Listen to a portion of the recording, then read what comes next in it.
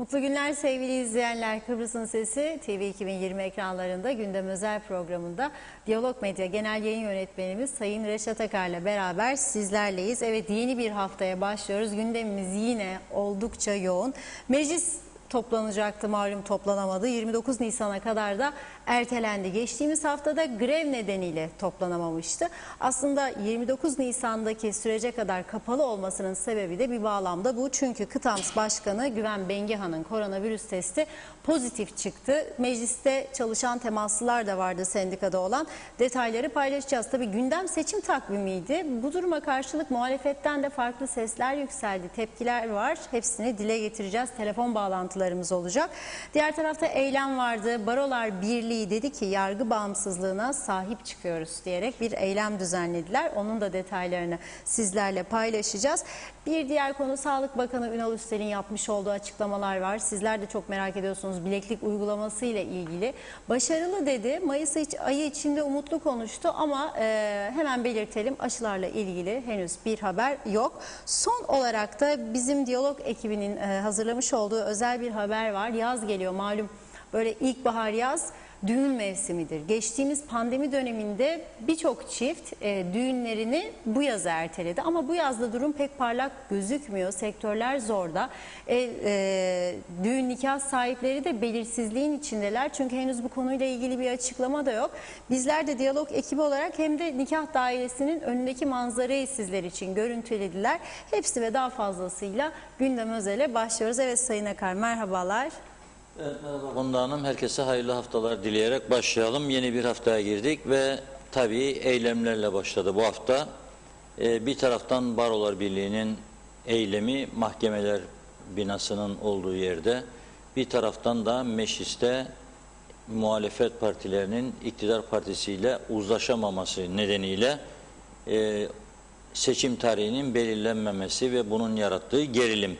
Şimdi tabii Kuzey Kıbrıs'ta gerçekten enteresan gelişmeler oluyor. Yani bunların bu döneme denk gelmesi hepimizi şaşırtıyor. Bir söz vardır, bayram değil, seyran değil, eniştem beni niye öptü? Yani şimdi bir anda hep arka arkaya bu olaylar gelişiyor ve öte taraftan da Cenevre'de önemli bir konferansa hazırlanıyoruz. Bu konferans 27 Nisan tarihinde gerçekleşecek.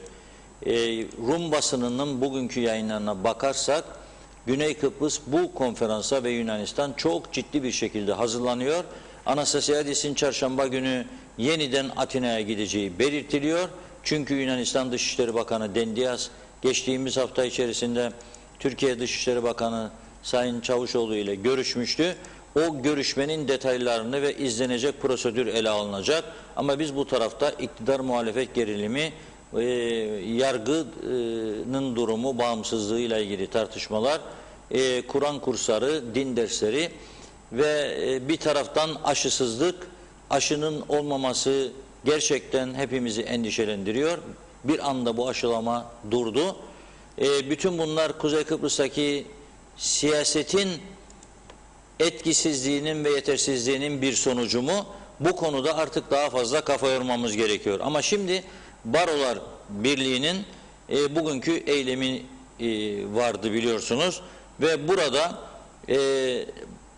değişik bölgelerden, Girne'den, Lefkoşa'dan, Güzelyurt'tan katılımlar oldu ve Yüksek Mahkeme Başkanı Sayın Narin Şefik de mahkemelerin üst katından, balkonundan selamladı eyleme katılanları. Gördüğünüz gibi deneyimli avukatlar var, çok genç avukatlar var. Hepsi yargının bağımsızlığını öne çıkaran bir eylem gerçekleştirdiler. Bu eylemde bir de konuşma yapıldı. Barolar Birliği Başkanı Hasan Esendağlı cübbeleriyle eyleme katılan avukatların alkışları eşliğinde bir konuşma yaptı. O konuşmanın kısa bir bölümünü sizlere aktararak programımızı sürdüreceğiz. Anayasa Mahkemesi tarafından 15 Nisan 2021 tarihinde verilen kararın ardından Türkiye Cumhuriyeti Cumhurbaşkanı Recep Tayyip Erdoğan başta olmak üzere birçok yetkilinin kararın içeriğini bilmeden ya da kasten çarpıtarak yaptığı açıklamalar yargı organımıza yönelik saldırıya dönüşmüştür. Kararın açıklanmasından sonra yalan haberlere dayanılarak verilen kışkırtıcı demeçler toplum içinde linç ve hıncı körüklemeye yöneliktir. Hukukun üstünlüğünü ve hakikate dayalı adaleti savunabilmek için başta hukuk uygulayıcılarının ve toplumun her kesiminin gereken tepkiyi göstermesi çok önemlidir. Yargı bağımsızlığı sadece mahkemelerin değil, siyaset ve demokrasinin de güvence altına alınması için elzemdir. Toplum içindeki farklılıklara eşit mesafede durup tüm kesimlerin hak ve özgürlüklerini koruyacak olan yargı organıdır. Kuvvetler ayrılığı ilkesine göre farklı görev ve yetkileri olan yasama, yürütme ve yargı organlarının birbirinin üstünde egemenlik kurması ve baskı uygulaması hukukun üstünlüğüne dayanan sistemi ortadan kaldırır. Kısacası hukuk devleti ile yargı bağımsızlığı arasında oldukça sıkı bir bağ vardır.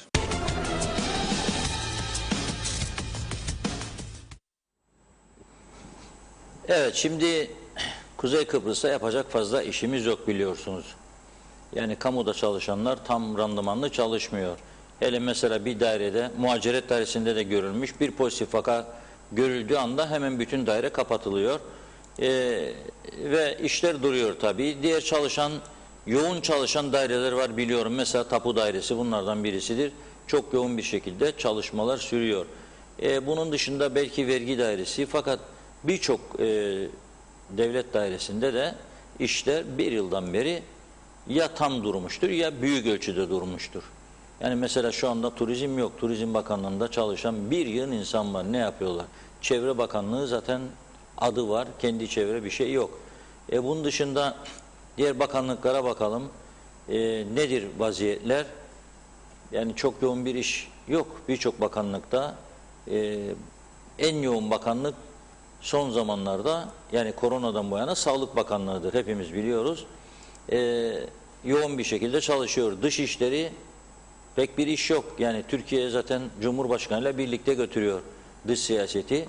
Herhangi bir atılım, tanıtım kampanyası, şu bu derdimizi, sorunlarımızı anlatmaya, zaten bugünlerde de anlatabileceğimiz doğru dürüst bir malzeme yok elimizde. Tam tersi malzeme, ana ile yavru arasında bir gerilim.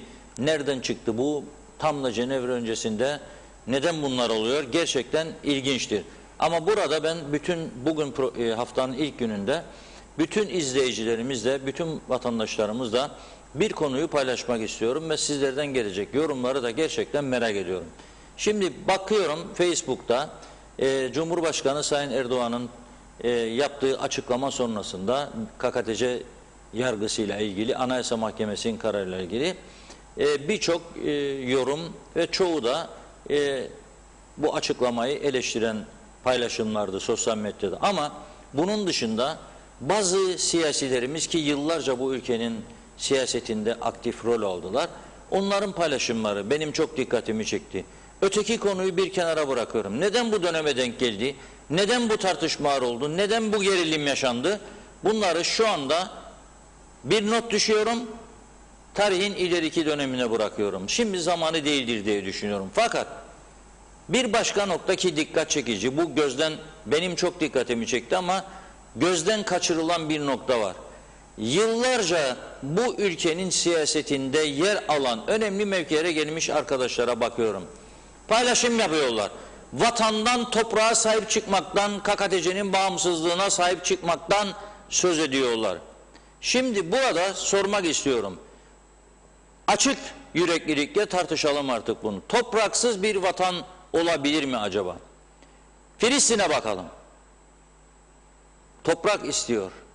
Yıllardır bitmeyen bir sorun var Orta Doğu'da. Filistin davası. Türkiye'nin Kuzey Kıbrıs'tan fazla yardım yaptığı bir yerdir Filistin. Fakat Kıbrıs davasında her zaman Rumların yanında yer aldı. Filistin devleti veya kurtuluş örgütü değilim. Bizim siyasetimize hiçbir zaman destek vermedi. Hiçbir zaman. Bu da ayrı bir nokta. Şimdi biz Kuzey Kıbrıs Türk Cumhuriyeti'nde gerçekten toprak sahibi olmak istedik de birisi bizi engelledi mi acaba? toprağın sahibi olmamız için bize verilen şansları kullanabildik mi acaba? Sayacak olsak 50 kişi 100 kişiyi geçmez. Binlerce, 10 binlerce dönüm arazi alanların sayısı bu ülkede. Büyük zenginler yaratıldı. Bizim olmayan arazilerin satışlarından elde edilen gelirle. Biz bunca zaman Kıbrıs'ın kuzeyinde %38'i aşkın toprağın bize ait olmadığını bilerek yaşadık, değil mi? Ama bir gün gelip de bizden bu toprağı geri alacaklarını, bunun için her türlü şeyi yapacaklarını hiç düşünmedik. Olmaz dedik. Türkiye burada durduğu sürece hiç kimse gelip bizim elimizden bu toprakları alamaz dedik. Savaştık dedik, kan döktük dedik. Doğru muydu bu değerlendirme acaba? Neden bize sunulan fırsatı bugüne kadar değerlendirmedik diye bir düşünmemiz gerekmiyor mu? Hiç olmazsa şu saatte. Ama bana göre artık çok geç. Çok geç oldu artık. Avrupa İnsan Hakları Mahkemesi'ne kuzeyde kalan topraklarla ilgili Rumlar çok dava götürdü. Birçok defa da Türkiye'yi ağır tazminat ödemeye mahkum ettiler. Toprağı vermek için değil, kullanım hakkı için tazminat talep ettiler ve birçok davada sonuçlandı. Büyük para kazandılar. Fakat baktı ki Avrupa İnsan Hakları Mahkemesi artık o kadar çok dava birikmiş, bunlara bakmaya fırsat yok. İkincisi Avrupa İnsan Hakları Mahkemesi nereye bakmış? 2004 yılında bir anlam planı oylaması ve bu Kıbrıslı Türkler topraklarının önemli bir kısmını Rumlara iade etmeyi kabul eden bir anlaşmaya evet demişler. Topraklarının bir kısmını geri alması öngörülen Rumlar ise reddetmiş. Dolayısıyla ne yaptı Avrupa İnsan Hakları Mahkemesi? Dedi ki ey Kıbrıs Rumlar, siz dedi madem ki Kıbrıs'ın kuzeyini işgal görüyorsunuz ve mahkemelerini tanımıyorsunuz, o zaman ben Kuzey Kıbrıs'ta bir taşınmaz mal komisyonu kurulmasına izin veriyorum. Bu taşınmaz mal komisyonu mahkeme gibi karar verecek bir heyetten oluşacak. 2 yabancı, 2 de Kıbrıslı Türk üye. Ve başladı Kıbrıs Rumlar bize dosya göndermeye, satış istiyorlar. 6.000'in üzerinde satış başvurusu geldi. Ve biz bunlardan sadece 550-600'üne cevap verebildik. Ödedik parasını, satın aldık veya iade kararı aldık ki çok az sayıda veya güneydeki malımızla takas imkanı. Eğer 6.500 dosyayı biz sonuçlandırmış olsaydık bu 16.000, 26.000, 36.000 olacaktı ve Kıbrıs'ın kuzeyindeki birçok Rum mülkü Türk tapusuna dönmüş olacaktı. Ve uluslararası alanda aleyhimizdeki kampanyaları durdurma şansımız olacaktı. Peki bu toprakları biz nasıl satın alacaktık? İddiaya göre 15 milyar dolarlık bir paraya gereksinim duyuluyordu. Tüm Rum mülklerini alabilmek için. Bu normal şartlarda belki 35-40 milyar dolardır ama Kıbrıs Rumlar da bu çözümsüzlüğü gören kuzeyde mülkü olanlar ben kaç sene daha bekleyeceğim, ölmeden bari parasını alıp çocuklarıma, torunlarıma miras bırakayım, güneyde mal alayım diyenler oldu. Bu patlama noktasına gelebilirdi ve kuzeydeki Rum mülklerinin ezici bir çoğunluğu bizim tapumuza geçebilirdi. Ne yapmak lazımdı? İlk dönemlerde dedik ki Türkiye sen ver bunun parasını. Sonra gene bizim içimizden bazıları Ankara'ya gitti ve dedi ki niye siz veriyorsunuz Erdoğan Bey dedi bu paraları. İsim de verdiler aldığımız bilgiye göre. Kıbrıs'ta şu bu kadar dönüm 10.000 dönüm 50.000 dönüm aldı. Onlar büyük para kazanıyorlar. Siz mi Anadolu çocuğunun parasını kesip bunları ödeyeceksiniz? O zaman Ankara dedi ki tamam ya bu doğru. Biz ne yapalım? Bir miktarda Kıbrıslı kardeşlerimiz katkı koysun. Ve bir yasa çalışması başlatıldı. Hiçbir iktidar döneminde ne UBP'sinin ne CTP'sinin döneminde bu yasa bir türlü geçmedi. Ama konuşmalar yapıldı. Bol tarafından nutuklar. Evet doğrudur taşınmaz mal komisyonu çalıştırmalıyız. Evet bilmem biz de elimizi taşın altına koymalıyız. Lap lap lap lap lap lap. Netice yok. Hiçbir şey yok. Şimdi bugün geldiler vatan toprağına sahip çıkma. Hangi vatan toprağı? Toprak senin değil ki be kardeşim çoğu. Toprak senin değil. Neyi konuşuyoruz burada? Uluslararası hukuk denen bir olay var. Yani şimdi hiç kimse benden daha milliyetçi çıkmasın. Bazıları karşı çıkabilir bu görüşe. Ne bir Rum'da bize zamanında yaptıydı, oradadır malım veya tazminatını alacağım. Yaptık, savaşından aldık ama üstüne oturduk. Bizim olmayanlar da satıyoruz diye bir durum olamayacağını kabul etmemiz lazım. Hiçbir şekilde bize buna fırsat vermeyecekler. 45 yıl, 48 yıl geçmiş mühim değil. 48 yıl daha geçse gene gün gelecek bu toprakları herkes kiminse mal onu alacak. Kendi gönlüyle satmak isterse ancak o zaman sizin olabilir. Ve bu şans da bize verildi. Altın tepsi içinde sunuldu. Kabul etmedik. Biz dünyanın en akıllı, en açık gözü. Biz kabul etmedik. Bir yasayı meclisten ne kardeşim Rum'un malına ben vergi mi ödeyeceğim demiş bazı milletvekilleri. Elini tersiyle ittiler. Yasa geçmedi meclisten. Meclisten yasa geçmedi. Neydi bu yasa? Siz her Rum mülkünün satışında, çünkü normal bir Rum arsası atıyorum bir yerde 100.000 isterlinse değeri, Türkleştiği zaman yani eşdeğer adı altında 100.000 ise veya mücahit puanı bilmem ne 50.000 ise siz bu arsayı Türkleştirdiğiniz zaman 150.000 olacak değeri, otomatikman 170.000 olacak, 200.000 olacak. O zaman siz bu arsayı 100.000 lira satıyorsan kardeşim bunun %20'sini vergi olarak vereceksin. Oturduğun evi demiyorum. Fazladan tuttuğunu ve satıyorsun, %20'sini ödüyorsun devlete, %80'ini de Türkiye ödeyecek sana bunun.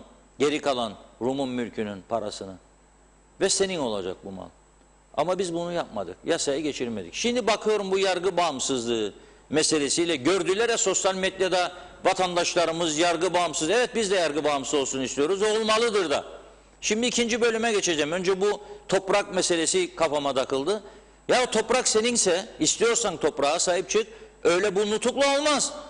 Sana görev yetki verildiği zaman toprağın sahiplenmesini niye yapmadın? Niye karşı çıktınız? Niye engellediniz bu kadar zaman? Ve bir yığın saf insanımızın geleceğiyle oynadınız. Evet.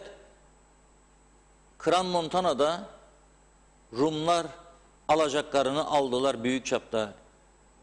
Birçok konuda istediklerini aldılar. Bir stratejik manevra yaparak masadan kalktılar. Eğer o masadan kalkmasaydı Anastasiadis ve bitirselerdi bu işi yeni bir referandum ve evet çıksaydı ne olacağını size özetleyerek söylüyorum. Bunun yanlışı varsa ilgili kişi arasın. Kimse ilgili bu konuda tam kendine güvenen tartışalım. Çünkü ben tartıştım bunu eskiden yetkililerimizle.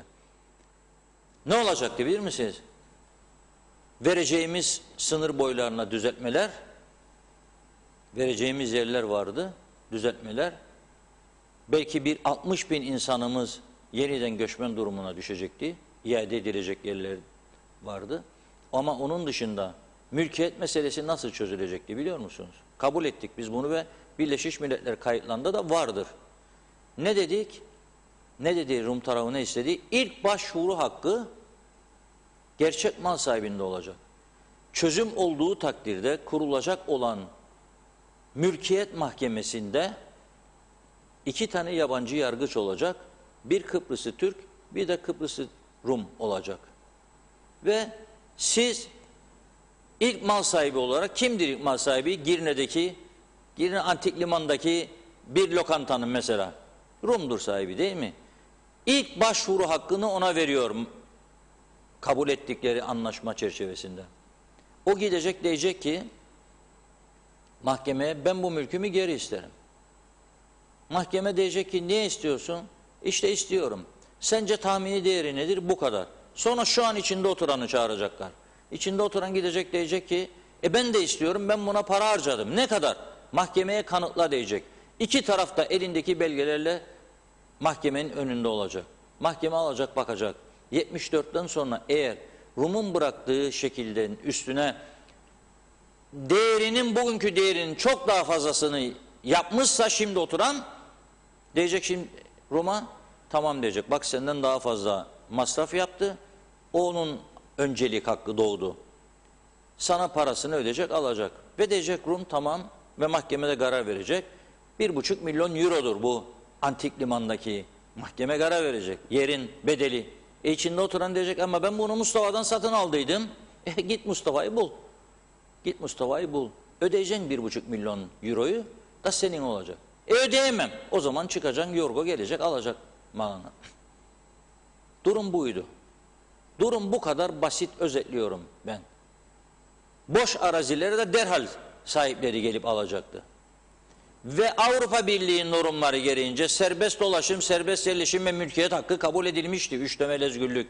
Yani isteyen Rum 2 bölgeli olacak bu çözüm ama istediği Girne, kuzeyin istediği yerinde isteyen Kıbrıs Rum gelip oturabileceği gibi Kıbrıs'ın güneyine isteyen Kıbrıs'ı Türk de gidip oturma şansı elde edecekti. Engel olamaz. Avrupa Birliği'nin temel şartlarından biridir. Serbest yerleşim, serbest dolaşım ve mülkiyet özgürlüğü. Buraya kadar altını çizelim.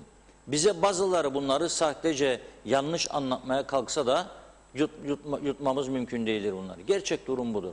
Peki şimdi soruyorum. Bu masadan kalkma olmasaydı bizim bu halkımızın durumu ne olacaktı? Crans-Montana'da. Ve size bu Crans-Montana öncesinde sunuldu bu mülkiyet, taşınmaz mal komisyonu meselesi. Neden bunun çalıştırmasını yapamadınız? Neden 600'de durdu dosyaların sonuçlanması da 6.000 kusur dosya bekletildi? Yazık, günah değil mi? Ve şimdi bana bu meseleyi öne sürerek vatanımıza, toprağımıza diyor sahip çıkacağız. Biz yıllarca terk etmedik, gene etmeyeceğiz ama toprak ne kadar bizim olacak? Çoğunu da sattıysak eğer.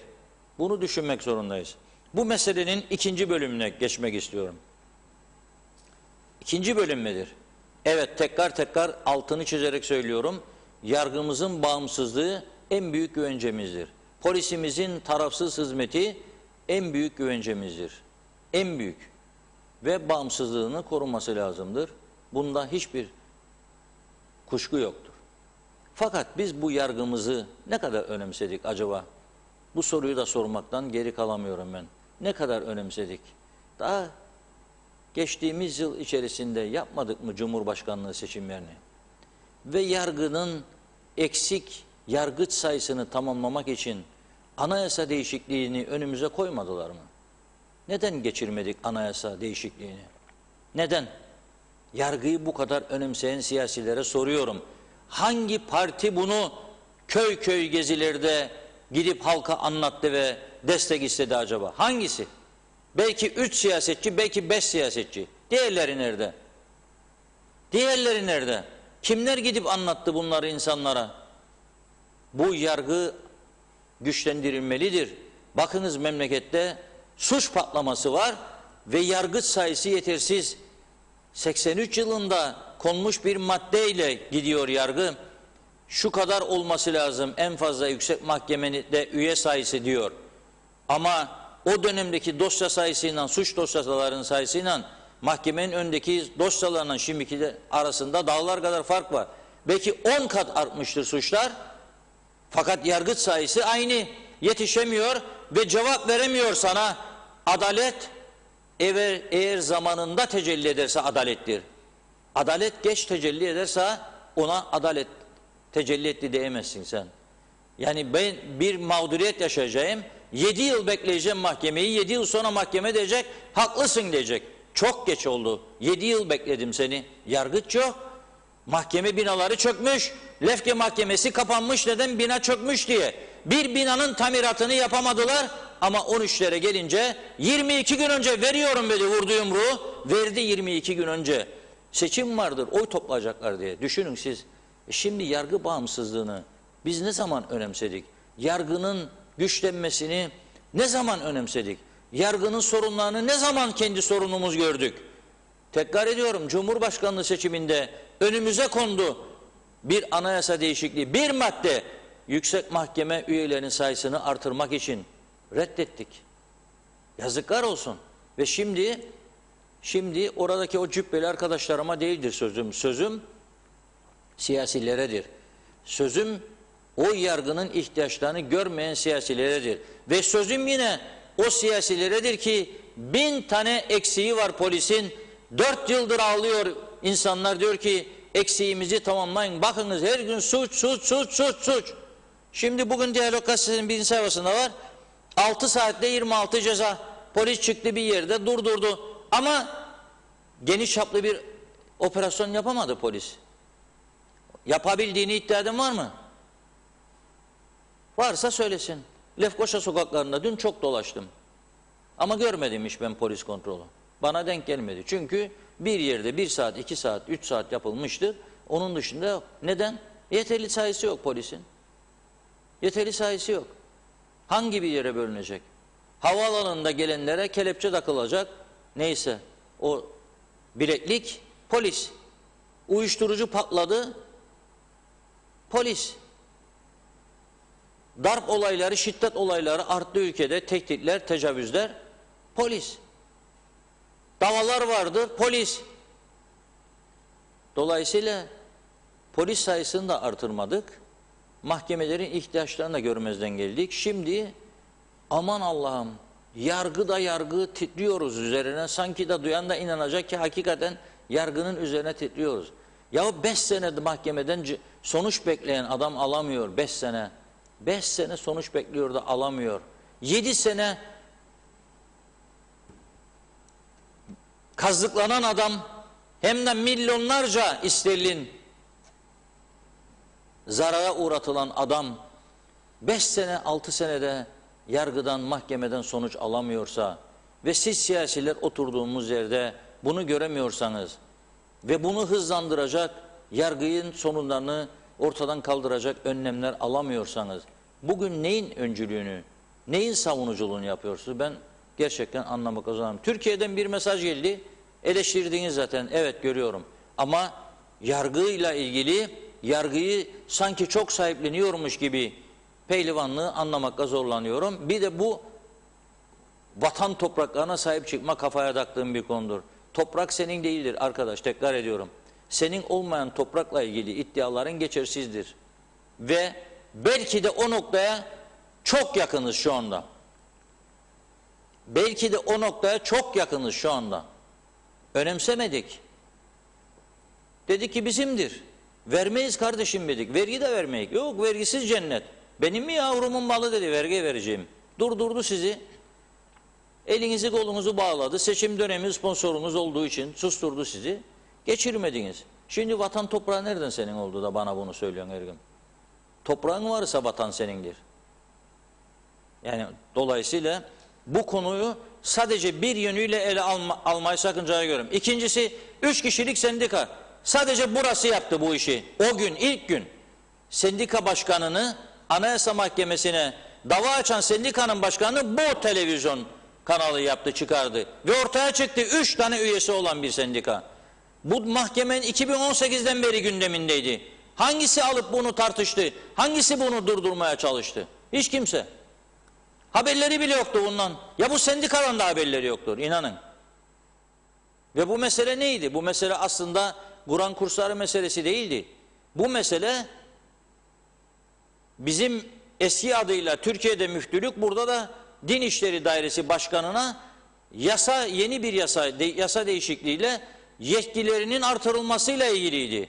Bu sendika üyeleri çalınmış diye, oradan koparılmış diye, 70'ten 3'e düşürülmüş diye dava açtı. Dedi ki Din İşleri Başkanlığı'na verilen yetkiler anayasamıza aykırıdır dedi.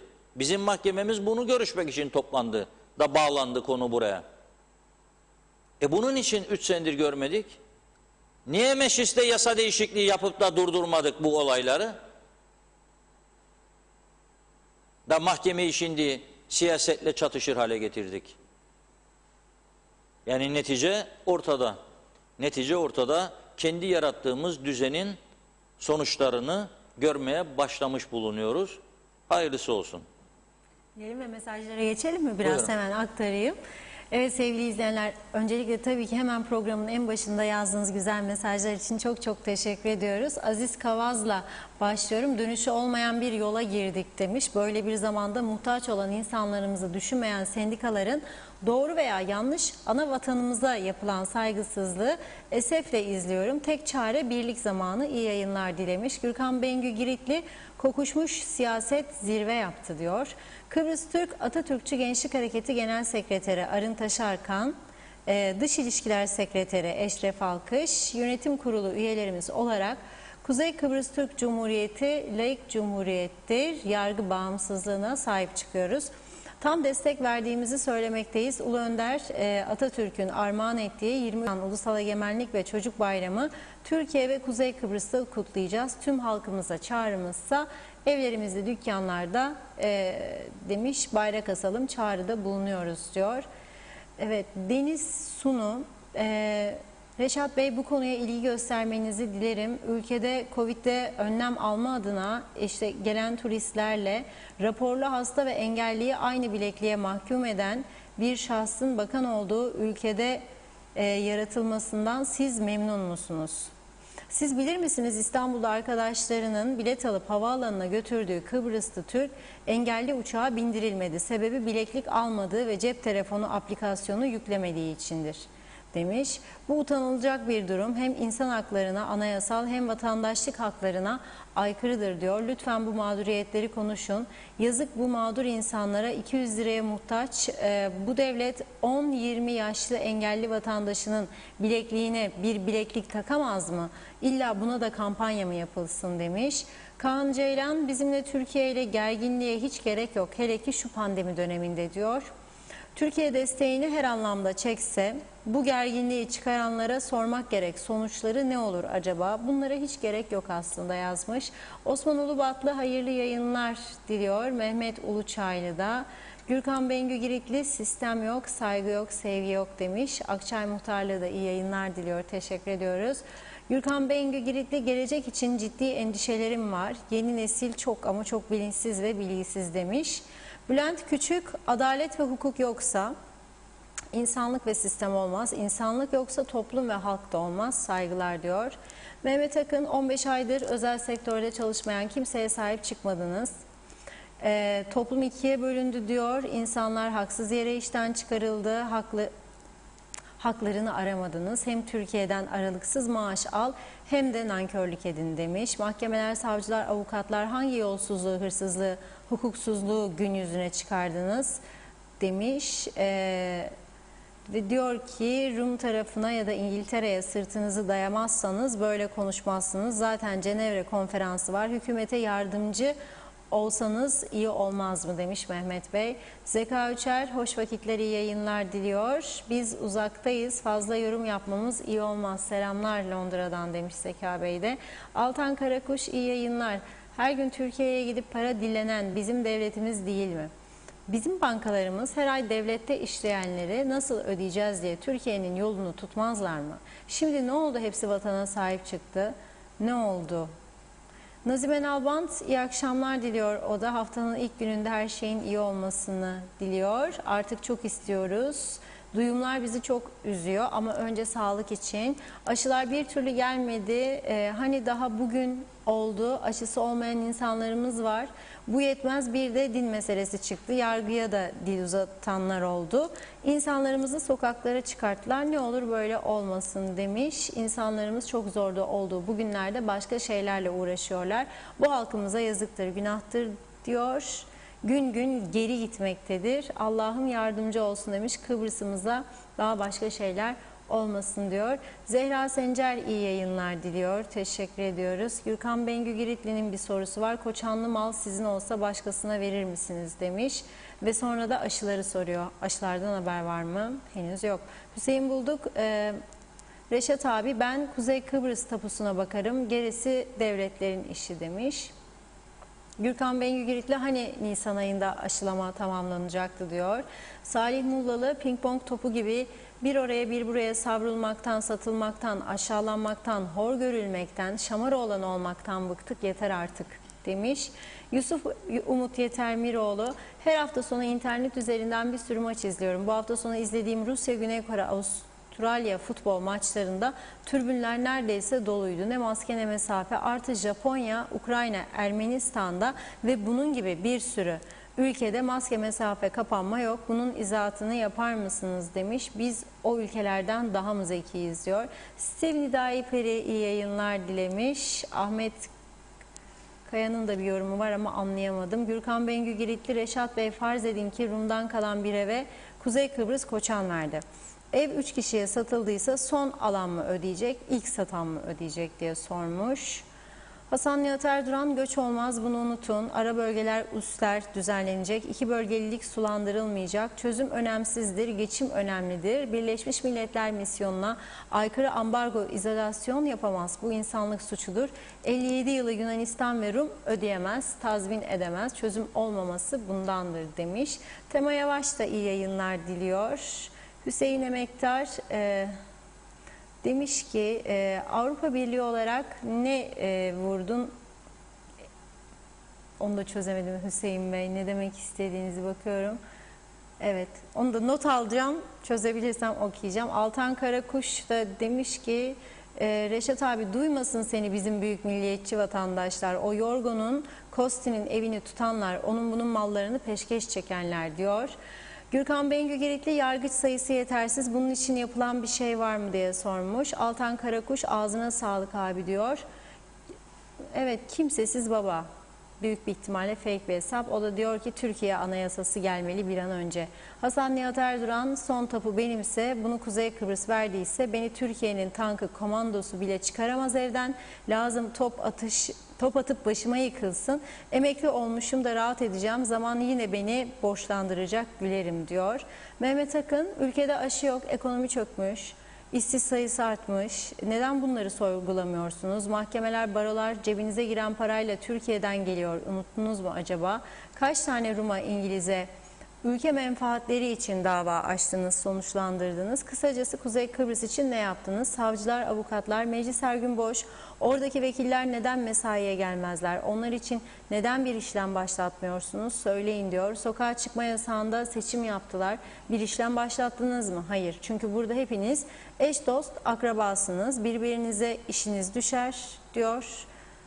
Evet. Yine polis, Gürkan Bengü Giritli, polis eksikliği şu an için 1000 civarı demiş. İsmet Ezel, Cübbeliler de anlatmadı bu değişikliği diyor. Salih Mullalı, Rum'un yaptığı katliamları, zulmü ve insanlık dışı baskıları Rum nasıl ödeyecek? Ne zaman hesap sorulacak? Yoksa bu yaptığı zulüm yanına mı kalacak demiş. İzzet Kahraman, sizi izlerim. Reşat Bey, Türkiye bize ne söylerse bizim hakkımızdır demeye çalışıyorsun yazmış yanılmıyorsam. Yok, öyle demedim. Tekrar söyledim. O konuyu dedim ileriki tarihin geleceğine bırakıyorum tartışılmasını dedim. Bildiklerim var, düşüncelerim vardır ama şu anda zamanının olmadığını söyledim. O konuda yargının da bağımsızlığını başından beri altını çizerek söyledim. Yargı bağımsız olmalıdır ama yargı bu şekilde de bağımsız olamıyor. Onu da görelim diyorum. Yargı bu şekilde bağımsız olamaz, onu da görelim. Çünkü 5 yıl sen benim hakkımı tescil edecek bir karar veremiyorsan benim o yargıdan beklentim tabii ki ve güvenim sarsılır. Bunu nitekim Yüksek Mahkeme Başkanı da, şimdiki de değil, ondan evvelki de, ondan evvelki de, ondan evvelki de her adli yılın açılışında söyledi bu arkadaşlar. Onlar da dinledi, güldüler, çıktılar, gittiler. Gene söyledi, gene gülüyorlar. Şimdi mesela seçim için toplanmadı meclis bugün. İkinci konumuz ona geçeceğiz. Ama nedir mesele? Seçim yasasıyla ilgili bir durum yok da ortada. Size diyor ki bakın diyor, benim diyor seçim yüksek kurulum diyor, bu seçim sistemiyle giderseniz çok sıkıntı yaşayacak ve sonuçları almakta çok ciddi sıkıntılar yaşanacak diyor. Yani açık açık söylüyor. Sen son seçimde sandık görevlisi olanların parasını ödememişsin daha. Bekliyor insanlar. Ama hiç bunları değerlendirme yok. Bir söz üzerine sadece yargının bağımsızlığı ve etkinliği sadece bir söz üzerine değerlendirilemez. Ben onu söylüyorum. Eksiklerimizi de görelim diyorum bu arada. Sarıldık madem ki yargının üstüne, eksiklerimizi de görelim. Anayasa değişikliği kondu önümüze, reddettik. Neden? Çünkü siyasiler anlatmadı bu değişikliğin ne olduğunu, niçin yapılmak istendiğini yeterince anlatmadılar. Biz çalıştık, buraya davet ettik, eski Yüksek Mahkeme Başkanı'na davet ettik, şimdiki Yüksek Mahkeme Başkanı'yla telefon bağlantıları kurduk. Anlattık, söylemeye çalıştık ama yetmedi. Siyasilerden bu konuda destek gelmesi lazımdı. Kendi taraftarlarına gitmedi o destek. Neyse bu meclisin konusuna geçmeden önce bu aşı konusunda gerçekten bir kez daha üzerine basarak gündeme getirmek istiyorum ben de. Soru soranlara da teşekkür ediyorum. Bir defa anlaşılmaz bir duruma geldik. Ne oldu bu aşı gelmiyor bize bir türlü? Peki buradan bu aşının gelmeyeceğini düşündüğümüz için değil ama bizim de kendimizin bir şey yapmamız gerektiğini bu ülkede kim söyledi? Kim ortaya koydu? Burası değil mi yine? Başından beri bu korona başladığından bu yana aşı çıktıktan sonra denemeler yapıldıktan sonra defalarca çağrı yapan siyasilere burasıdır. Ve aynı zamanda kişisel görüşme yapan bizleriz siyasilerle. Öneriler götürdük kişisel olarak da burada söylediklerimizin dışında. Aman dedik bu küçük ülkedir.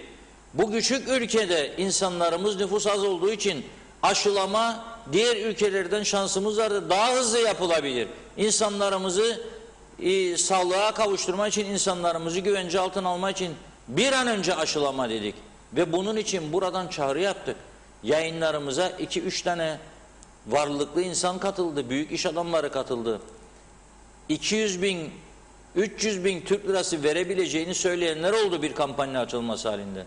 Sağlık Bakanı'na çağrı yaptık bir öncekine. Dedik ki açın bir hesap bakanlık olarak, siz şaibe altında olmaz o zaman dedik.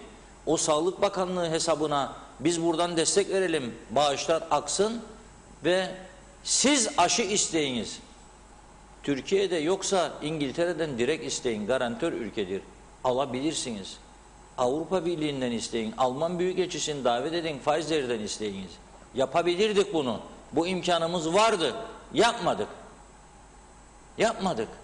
Sorumluluk üstlenmesi gereken nerede yapmadı? Bunda da gene siyasetin eksikliği ve etkisizliği vardır. Yapmadılar maalesef. Bir basit hesap, İngiltere aşılarını 3 dolardan ortalama hesaplıyorlar. Maliyetinin düşük olduğunu. Geçen hafta doktorumuzla bağladık İngiltere'den. Sayın Teoman Sırrı söyledi bunları. Bir basit hesap yapalım burada. 100 bin tane aşı 300 bin dolar. 200 bin aşı gelse buraya, burası ihya olur. 600 bin dolar. Bu çok basit bir rakamdır. 600 bin dolar çok basit bir rakamdır. Yani burada 600 bin doları 2-3 saatlik bir canlı yayında biz Sağlık Bakanlığı'na veya Cumhurbaşkanlığı'na rahatlıkla toplarız. Yeter ki ciddi olsunlar. Yeter ki bize güvence versinler. İngiliz Yüksek Komiserini davet edersiniz. Dersiniz ki sen benim garantör ülkemsin. Ben paramı da vereceğim. Dilencilik de yapmıyorum. Senden bedava da istemiyorum. Kendi iradeni işte koyacaksın ortaya. Hani irade deriz ya. Hem aşıda girişim yok. Hastane yok. Fuar alanınız vardır. Çevirin hastane yok. Bedava otel yok. Gelsin Türkiye yapsın. Sonra Türkiye karışmasın. Türkiye kuyular kurudu. Gelsin Türkiye su getirsin. Barajları bakımsızlıktan kuruttuk tümünü. Su tutmuyor. Gelsin Türkiye yapsın. Onu yapalım. Yok Türkiye. Bunu yapalım. Yok Türkiye. Sen kendin hiçbir şey yapmıyorsun be arkadaş. Hiçbir şey. Çöken yollarını gelip o tamir ediyor sana. Çöken yollarını o asfaltlıyor. El insaf der insan. Senin iradene düşkünsen göster iradeni. Kim engelliyor bizi? Çukurları kapatmamızı kim engelledi ya bizim bugüne kadar? O çukurlara 2-3 varil katran dökmesini becermedik. Kim tuttu elimizden? Yok biz istemedik. Biz kayıtsız kaldık. Memleketimizi sevmedik, düşünmedik, insanlarımızı sevmedik. Seçim zamanı yalan dolanla iş götürdük. Meyhane gecelerinde siyaset yaptık, devlet yönetmeye çalıştık. Her 8 ayda bir bakan değiştik. Çocuk oyuncağına döndürdük bu işi. Bakan değişirken üst kademeyi de değiştik. Herkese beyin şoku yaşattık bu ülkede ve yaşatmaya devam ediyoruz. Bugün yaşadıklarımızın sorumlusu da buyuz. Bakın burada ben bir gazeteci olarak diyorum. Karar versin, 3 saat içerisinde 600 bin dolar elindedir. Çok sayıda iş adamı arıyor beni. Diyorlar güvenmeyiz ona buna. Siz açın ama ben de diyorum ki biz girmeyiz mali konulara. bakanlık açacak, Sağlık Bakanlığı veya Cumhurbaşkanlığı açacaklar bir hesap. O hesaba yönlendireceğiz iş adamlarını. Biz de maaşımızı ortaya koyacağız gerekirse, bu aşı alınsın. Ama yapmıyorlar. Hiçbir şey yapmıyorlar. Ondan sonra da ne yapalım, kaldık böyle aşısız, çaresiz. Kalacaksın arkadaş. Hastaneye gittim diyor, 5 saat bekledim, doktoru göremedim. Göremeyeceksin. Göremeyeceksin. Çünkü bu kriz, dünyayı sarsan bu kriz başladığından beri burada emekli çıkmış, 55-60 yaşında evinde oturuyor adam, eli ayağı sağlam, çağırsınlar geleyim diyor, onu da yapmadık. Yapmamakla da inat ediyoruz hala da. Sonra doktor eksiği var. Var. Bizik sorumlusu. Kusura bakmasınlar. Sorumlusu bizik bu konunun da. Tabii ne öne geçiyor? Siyaset öne geçiyor. Yani baktım bugün bitince mahkemeden önündeki eylem, fırsat bu fırsat muhalefet de herhalde düşündü ki bastıralım şimdi bir erken seçim. Halk da görsün ki korkuyor 3 parti, UPP, TP ve YDP. Tabii ki bir seçim erken olur da biz karlı çıkarık. Gene aynı şeye geliyorum. Yani bir milletvekili, 2 milletvekili daha fazla çıkarırım hesabına döndü bu iş. Bir taraftan da tabii ara seçim olması lazım Haziran'da. Orada çok haklıdırlar. Ara seçim olması gerekirse bu ülkede ara seçimi yapmak lazım. Veya erken gene seçim olacaksa hükümet protokolünde yazdığı gibi Haziran ayında erken seçimi iktidar ortakları gelip birlikte bir karar almalıdır. Efendim memleketin bu halinde erken seçime gidemeyiz. Protokola koydular. O zaman uzlaşın. Yani Ekim olmasın, Kasım olsun, Aralık olsun, Ocak olsun ama uzlaşın. O da yok. Meclis de bugün tatile girdi. Yani enteresan bir durum var. Dinleyelim onu hep birlikte. Meclis önündeki açıklamanı kısaca bir izleyelim. Değerli basın mensupları, gerçekten ülkemiz tarihi günlerinden birini daha yaşıyor. Bir yandan pandemiyle boğuşuyoruz. Ekonomik sorunlar diz boyu. Halkımız sorunlarına çare üretecek bir merci bekliyor. Ama merci koltukta nasıl daha fazla oturabilirim, bu yarım yamalak eğreti hükümetin ömrünü nasıl daha uzatabilirim, onunla uğraşıyor. Biz değerli arkadaşlar bugün meclise bunları konuşmaya geldik. Ama bir baktık ki meclis başkanlık yapısını da alet etmişler buna ve bugün meclis bir türlü hükümetin ayak oyunlarıyla toplanmadı. Bugün bildiğiniz gibi erken seçim tarihiyle ilgili yasaların ivediliği konuşulacaktı ve yasalar komiteye gönderilecekti. Ara seçimiyle ilgili yapılması gerekenlerin de son günüydü. Muhalefet olarak NİSAB'a destek verip meclisin açılmasını ve çalışmasını sağlayacaktık bugün. Aylardır bu konuda yaptığımız uyarılara kulak tıkayan hükümet, gerekli adımların atılması için zaruri olan son tarihte bu adımı atmamak adına gene bugün bu yola başvurmuştur. Yargıyla başlayan, bu hareketle devam eden bir demokrasi darbesiyle karşı karşıyayız. Halkın iradesini hiçe sayarak, erken seçim tarihini belirlemeyerek, anayasanın ortaya koyduğu açık kuralları ihlal ederek hukuksuzluğa sebep olmuştur. Kuruluş anından itibaren her türlü hukuksuzluğu sergileyen ve sindiren bu hükümet için bu hukuk tanımazlık sıradan olabilir. Ama bizler gibi hukukun sıradan olmadığını, hukukun üstünlüğünü inanan, demokrasiyi savunanlar için bu durum asla kabul edilemez. Aslında herkes çok iyi biliyor ve görüyor ki iktidar tarafından yapılanlar toplum yararı ve menfaatleri için değil, bilakis kendi partilerinin iç siyasal kavgaları ve çekişmeleri çerçevesinde planlanan anayasaya aykırı hukuksuz davranışlardır. Çok uzun bir süreden beri ekonomik açıdan, sağlık açısından, eğitim açısından, istihdam açısından çok büyük sıkıntılarla boğuştuğu bir dönemde aslında hiç yaşamamamız gereken şeyleri yaşatmaya devam ediyor azınlık hükümeti ülkemize. Bugün yapılan bir cümleyle ifade etmek gerekirse seçimden kaçmak için meclisin iradesine hükümetin vurduğu açık bir darbedir. Çok nettir bu. Hiçbir şekilde bunun sağlıkla ilgili sıkıntılarla açıklanması da mümkün değil. Sabah ondan beri muhalefet olarak biz buradayız. Bu saate kadar da burada olmaya devam ettik. birkaç tane toplantı yapıldı meclis başkanının başkanlığında ve muhalefet partileri içinde bulunduğumuz durumda meclis çalışanlarının sağlığını da korumak adına çeşitli öneriler de ortaya koydular. Madem ki içinde bulunduğumuz durumda meclis çalışanları sıkıntı yaşıyor, o zaman meclis çalışmasında istisnalar yaratalım. Meclise sadece nisap vermek için tek tek girsin gerekirse milletvekilleri. Yani içeride sadece steno arkadaşlar, katip ve meclis başkanı olsun. Tek tek girelim, nisap verelim. Sonra da seçimle ilgili yasa tasarısının ve yasa önerisinin ivediliğini aynı şekilde tek tek girerek geçirelim meclisten ki anayasayı ihlal durumuna gelmeyelim. Ülkeyi bu sıkıntılı durumda bir de Haziran ayında tek bir milletvekili için ara seçime götürmek zorunda kalmayalım dedik.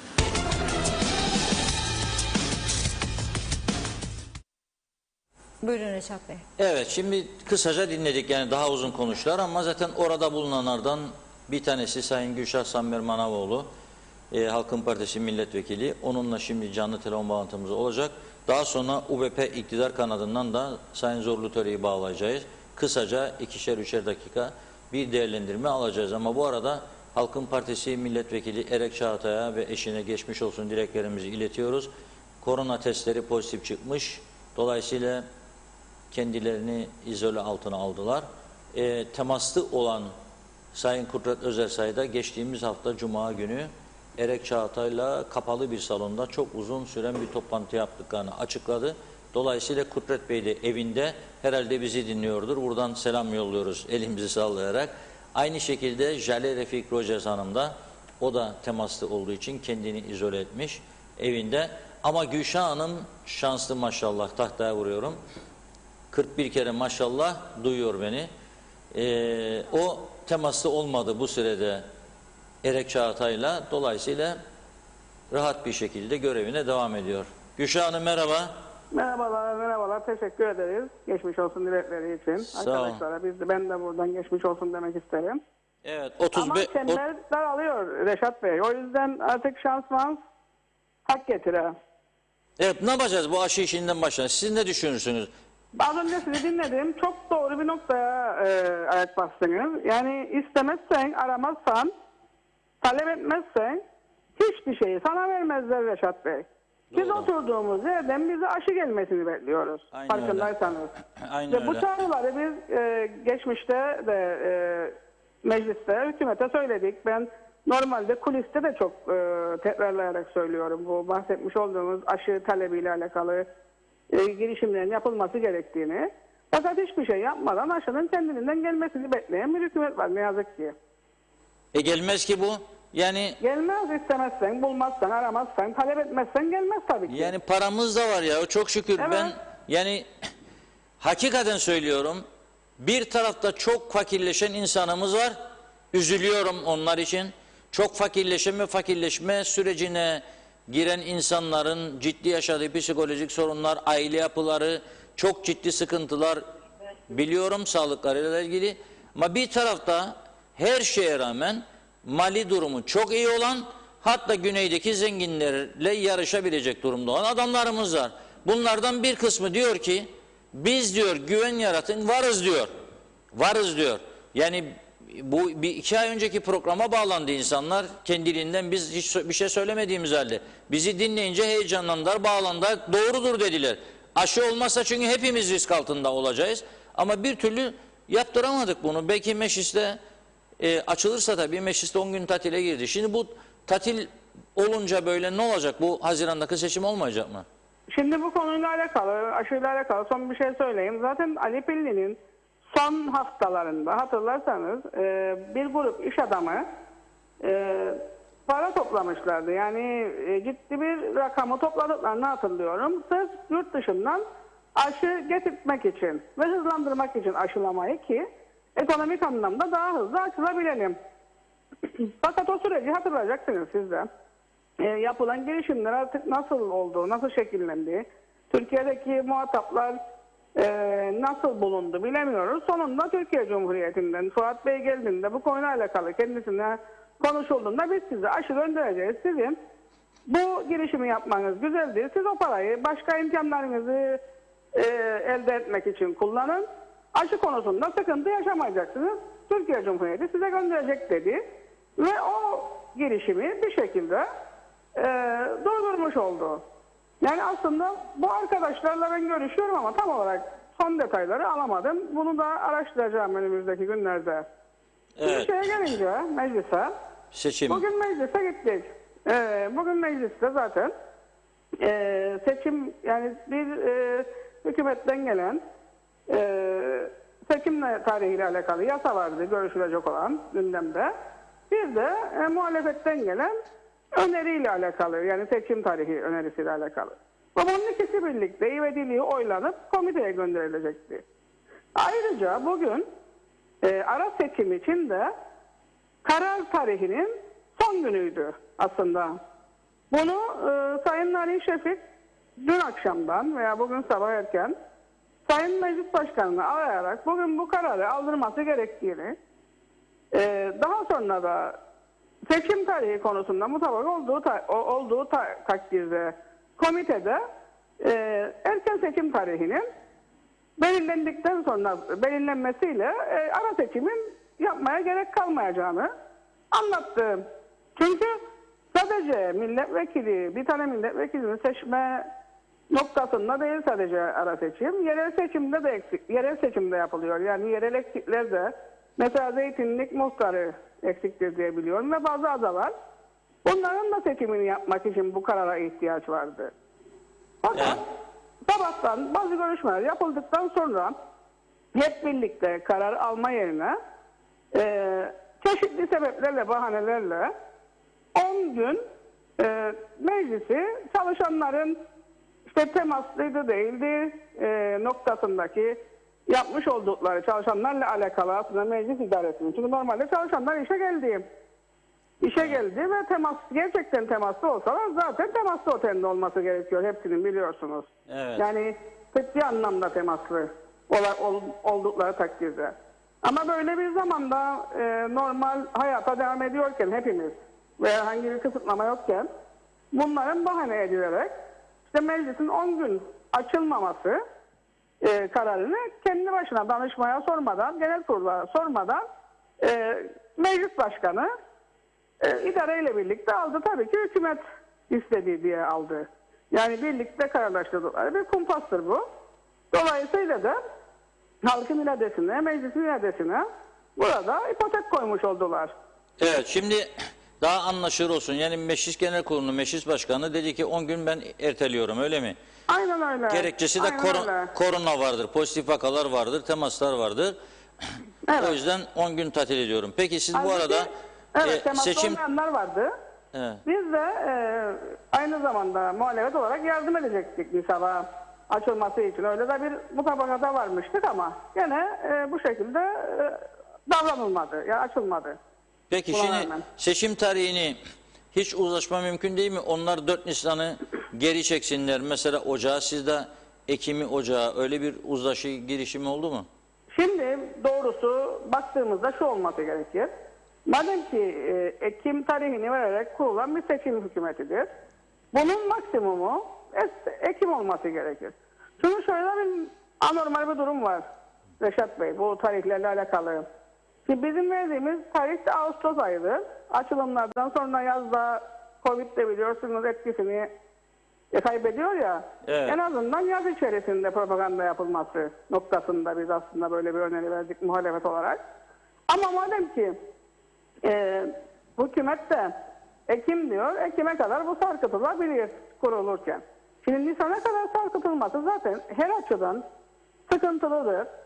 Şöyle, korona dediğimiz hastalık biliyorsunuz kış ayında azar. Siz de gördünüz geçen kışla yaşadığımızı. Ve ne yazık ki aşılamaya rağmen halen daha aşı olup da aynı hastalığı geçiren, taşıyan ve bilimum daha aşılanmayan insanlar var dünyada. Ve bizde de aynı şekilde. Şimdi Evet. Ocak ayında dahi olsa kış ayını siz propagandayla geçirmeniz, kış ayını bir propaganda dönemiyle geçirmeniz çok büyük sıkıntı. Nisan olduğu takdirde de şöyle bir sıkıntı var. Haziran ayında da zaten yerel seçim var 2022'de. Yani bütün ülkeyi eğer Nisan olarak da belirlerseniz seçim yasakları anlamında da 6 ay kilitlemiş olacaksınız. İş yapamayacak hiç kimse. Bütün iş yapamayacak vatandaşlar. Hiçbir vatandaşın işi olmayacak 6 ay Reşat Bey. Evet. Yani akla mantığa sığacak bir talep değil aslında hükümetin şu anda ortaya koymaya çalıştığı. Ama tek amacı da aslında bu tarihi işte belirlememe noktasındaki inadı da hükümetin tamamıyla kendi parti içerisindeki siyasal hesaplaşmalarını istedikleri tarihe göre ayarlayıp da seçime gitmedir. Evet. Yoksa toplumsal çıkar değil yani şu anda konuşulan. Ya toplumu düşünüyorlar diye değil yani bu davranış. Evet, peki ama bu tarafta da memlekette bir taraftan Evet. seçim konuşur. Vatandaşlar tabii seçimi de siyaseti de duymak istemiyor artık. Çünkü Çok sıkıntı haklılar. çok. Çok Hastaneler. haklılar ama hükümet de başka bir şey de yapmıyor farkındaysanız. Evet. Yani icraat anlamında. İşte bak aşıyı söylediniz. Ve benzeri başka güven vermeyen, güven veren, işte halkı icraat anlamında tatmin edecek olan, halka dokunacak olan hiçbir şey yapma noktasında başarılı değil şu anda bu hükümet. Hiçbir şey yapmıyorlar. Donmuş durumdadırlar. Ve bir de yetmezmiş gibi meclisi açmama kararı aldılar. Peki Ama meclisin açılmaması bu erken seçim tarihinin bu saatten sonra belirlenmeyeceği noktasında belirli konsensusla. Bu seçenek halen daha geçerlidir. O yüzden kendilerini aklı selim bir şekilde uzlaşmaya davet ediyoruz biz seçim tarihi konusunda. Evet. Peki son bir soru sorayım ve kapatalım. Buyurun. Siz ülkemizin yasaları, anayasası nedir bilmiyorum ama mesela bir hareket başlatsanız da siyasiler olmasın sadece, geniş kesimlerden emekli doktorlar, şimdiki çalışan doktorlar, her kesimden, meslek gruplarından insanlarla birlikte bir görüşme talebinde bulunsanız, İngiltere'nin Yüksek Komiseri, Avrupa Birliği, Avrupa Komisyonu yetkilileriyle bu aşı konusunu bir inisiyatif alsanız bunun önünde bir engel olur mu? Yok hiçbir engel olmaz. Direkt temasımız da var aslında bu bahsetmiş olduğumuz komisyonlarla. Ve dediğiniz gibi Commonwealth ülkesi olmanın verdiği avantajla da bizim bu talebi yapma konusunda sıkıntımız olmaması gerekir. Ben bu konuyu partimle, parti başkanımla, Kudret Bey'le de paylaşırım. Gerekli temasla biz de başlarız direkt olarak. Yani Evet. böyle bir seçenek bizim için de var. Çok biz iyi olur. temastayız. Yapalım biz de bunu. Evet, çok iyi olur. Bakalım onların bizden nasıl bir talebi olur. Bu doğrultuda da dediğiniz gibi belki de o kişilerle tanışan başka kişileri de araya koyarak tanınmış kişileri bir girişim yaptığımız takdirde başarıya da ulaşırız. Evet, Bu arada bence bir de. şey daha söyleyeyim ben size kapatmadan. En başında siz bahsettiğiniz çok da doğru bir noktaya değindiniz. Yargı bağımsızlığı ve yargının güçlenmesiyle alakalı son referandumda yaşananlar gerçekten yargıya karşı büyük bir saygısızlık olmuştu aslında. Siz de bunun dile getirdiniz az önce ve ben size gerçekten bütün samimiyetimle katılıyorum bu konuda. Çünkü madem biz bu kadar yargıya değer veriyorduk, neden o zaman değer vermedik? Biz Halkın Partisi olarak o dönem özellikle bu değişikliği, referandumdaki yargıyla alakalı değişikliği gittiğimiz her yerde anlattık. Çıktığımız bütün televizyon programlarında anlattık ve en fazla sahip çıkan da Halkın Partisi oldu aslında yargıya o dönemde. Fakat çeşitli sebeplerden siz de biliyorsunuz en baştakilerden işte bazı siyasal partiler ve bazı sivil toplum bu konuyu bir şekilde sulandırarak ve anlatmayarak bu konunun bu şekilde sonuçlanması ve referandumda hayır oyu çıkmasına sebebiyet verdiler. Hayır sonucu çıkmasına sebebiyet verdiler ve çok büyük de bir hata yaptılar Reşat Bey. Kesinlikle referandumda yargıya sahip çıkılması gerekiyordu. Yargının hızlanması için küçük bir adım da aslında baktığımızda ama anayasada yazdığı için madde referandumla değişmesi gerekiyordu. İşte şimdi artık yargıya sahip çıkmaya başladık. Bu da sevindiricidir. Herkes yargıya sahip çıkma noktasında buluşmaya başladı. Belki de bu buluşma daha sonra başka bir ortak müştereklerde hep birlikte bizi daha başarıya götürür diye ümitliyim ben. Evet, peki hayırlı uğurlu olsun diyeyim. Bugünler sıcak günler bizi bekliyor önümüzde, daha bakalım. Tabii çok konuşulacak şeyler var ama aşı için çalışmalara başlıyoruz biz parti olarak. İyi, hayırlısı olsun diyelim. Teşekkür ederim. Evet, Gülşah Samver Manavoğlu'na teşekkür ediyoruz katkıları için. Diyor ki uzlaşamadık diyor. İktidar Partisi 10 gün meclisi tatil etti. Gerekçe pozitif vakalar var meclis içerisinde, temaslılar var. Dolayısıyla 10 gün. 10 gün tehir edince tabii seçim tarihi konusunda da uzlaşı olmuyor. Uzlaşı olmayınca Haziran ayında Ersin Tatar Bey'den boşanan milletvekili seçiminin olup olmayacağı belli olmuyor. Erken genel seçim o ne zaman olacak belli olmuyor. Yani siyaset de kendi içinde bir karmaşıklık yaşıyor ve böylesi bir dönemde gerçekten kaos üstüne kaos iyi bir şey değil. Kısaca Funda Hanım birkaç mesaj okuyunca hemen Ulusal Birlik Partisi Milletvekili Zorlu Töre Bey'e bağlanacağız. Onun da görüşlerini sizlere aktaracağız. Evet, çok teşekkür ediyorum mesajlarınız için, oldukça fazla. Okumadığım isimlerin mesajlarını aktararak devam edeyim şimdilik. Çünkü program sonuna kadar yetişmeyecek gibi duruyor. Mehmet İnancı, Almanya'da aşı turizmi oluşturuldu. Bazı aşı olmayanlar Rusya'ya gidip aşı oluyor Reşat Bey demiş. Almanya'da aşı sıkıntısı çekiyor kanımca yazmış. Nikos Bülent Antonio, burada aşı çok iyi yapılan AstraZeneca dolu insanlar yan etkisi var diye herkes Pfizer aşısı istiyor. Yazılım programı 3 dakikada çöker demiş. Diğer aşılara talep yok yazmış. Evet, Orhan Güçlü, iş insanları Kıbrıs Türk Ticaret Odası bünyesinde aşı temini için çalışıyor bilginize demiş. Evet, bakıyorum farklı isimlerden. Şenay Sami, hayırlı yayınlar. Ağzınıza sağlık. Çok güzel. Bizlerin söylemek istediğini sözler dilinizde. Çok teşekkürler dilemiş.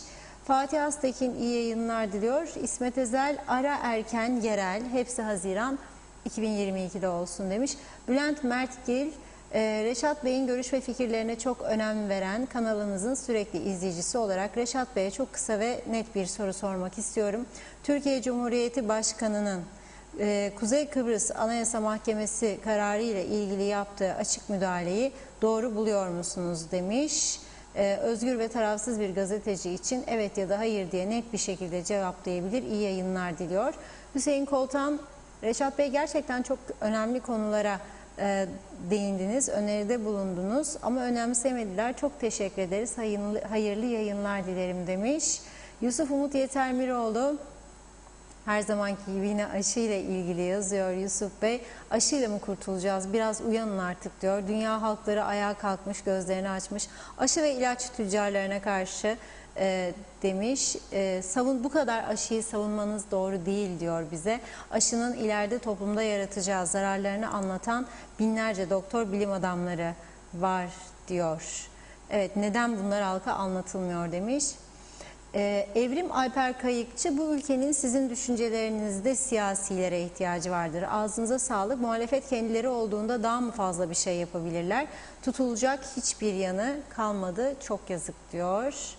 Necdet Mavi Gözlü, Reşat Bey, bu aşı konusu kabak tadı vermeye başladı. Yok aşı geliyordu, yok aşı gelmedi. Hükümet diye kabak kesenler bir aşı getirtemezken bir de iki ayrı devletten bahsediyoruz.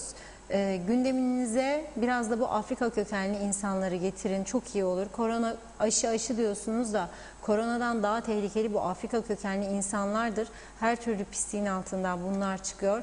Uyuşturucu aldı başına gidiyor, mahalleler yurtlarla doldu. Herkes bu insanlardan şikayetçi demiş.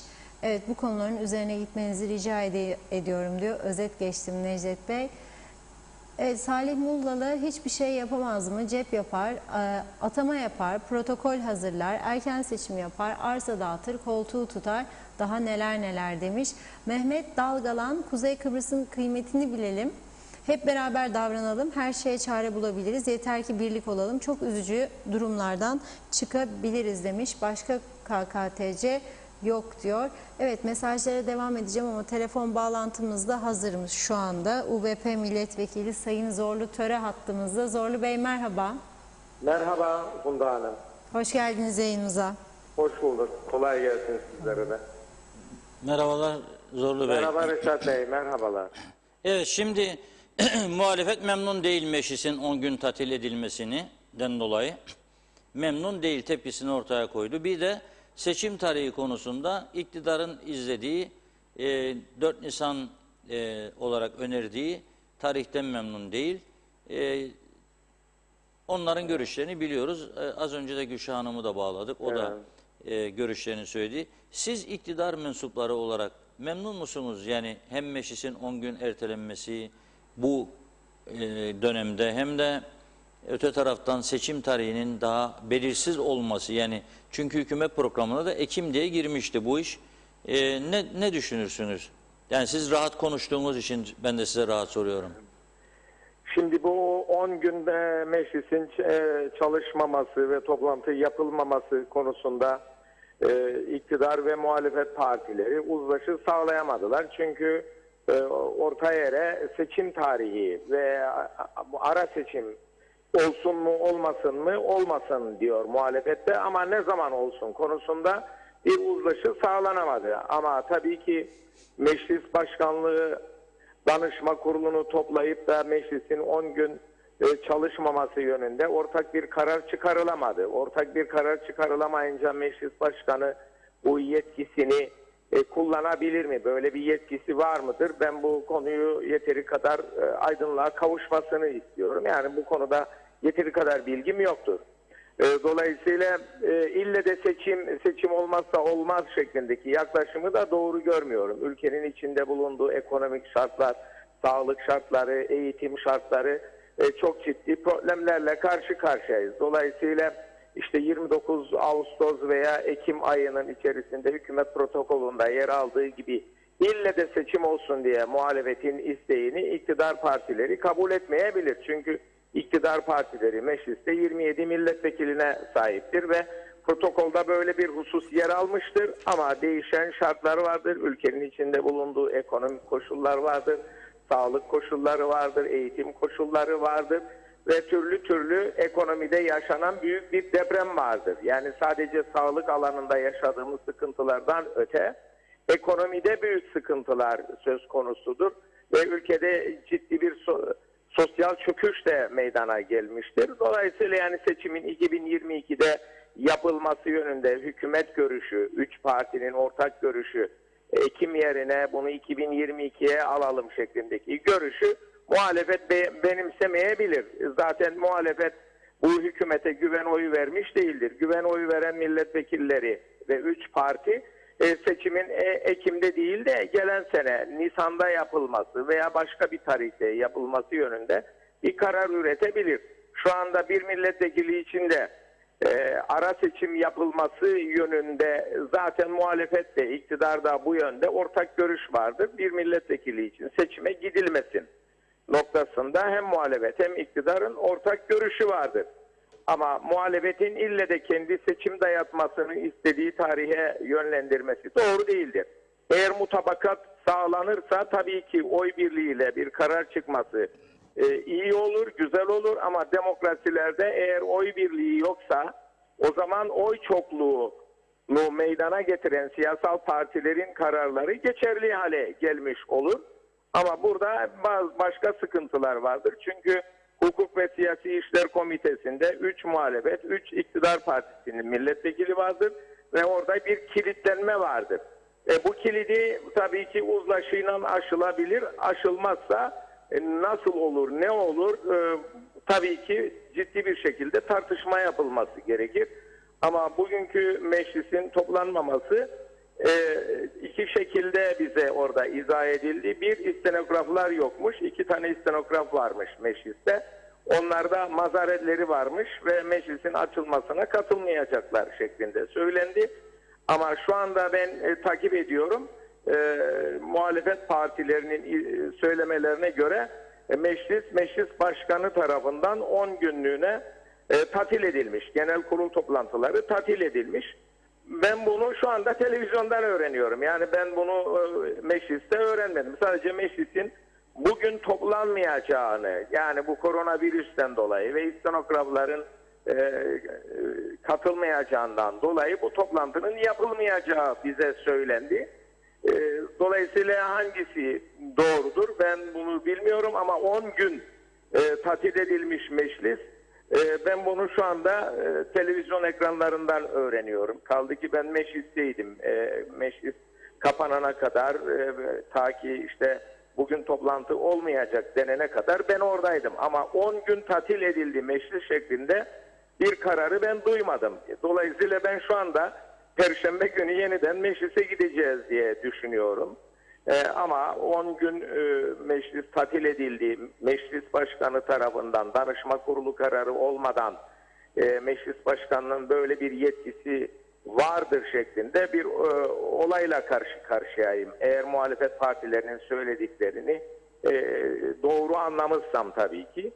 Bunu da önümüzdeki günlerde göreceğiz yani. Neticede açıklığa kavuşacak ama muhalefetin ille de seçim isteriz. Ülkenin içinde bulunduğu durum belli. Seçimin getireceği çok ağır sorumluluklar orta yerde dururken seçimlerden usandık, bıktık işte şeklinde yorumlar yapılırken ve siyasete olan güven her geçen gün azalırken seçim istiyoruz diye büyük bir çağrı yapmasını muhalefetin ben doğru görmüyorum. Dolayısıyla 5 yıllığına seçilen bir parlamento vardır ama biz 5 yıldan önce bu parlamento seçimlerinin yenilenmesi taraftarıyız. Ama ille de muhalefetin söylediği tarihte yapacağız diye bir durum söz konusu olamaz.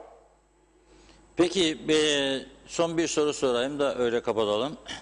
Sizin partiniz içinde bu konu, seçim tarihi konusu tartışıldı mı da 4 Nisan önerildi yoksa başbakan kendisi mi?